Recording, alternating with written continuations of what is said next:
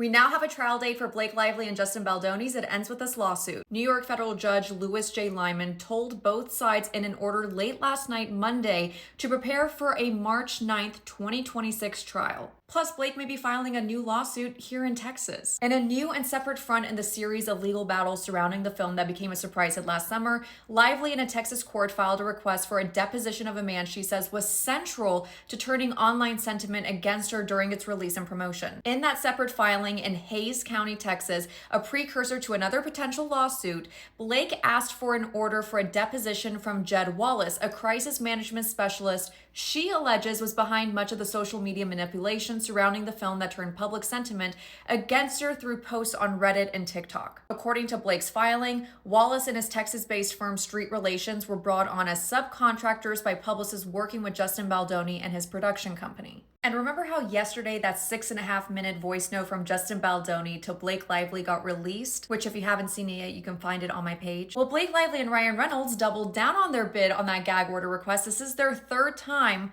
trying to get that gag order request against Justin Baldoni and his legal team. And this third attempt came right before that voice note was dropped. As you can see, there's still a lot going on in this case. That New York federal judge has also moved an initial conference from mid-February to next week and has told lawyers to be prepared to address complaints about pre-trial publicity and attorney conduct. Basically, the judge is saying there's too much media drama, and the judge is worried about all the headlines and public comments around this case. If people, aka their lawyers, keep spilling tea to the press, it could make it harder to have a fair trial. And because there have been complaints about how the lawyers are behaving, like maybe saying stuff they shouldn't or making the drama worse, the judge is trying to make sure that everyone is playing by the rules. Basically, the judge is stepping in to make sure this doesn't turn into a circus ahead of the trial. Now, could Justin Baldoni's lawyers drop some more evidence or things that they have in their arsenal ahead of this conference next week?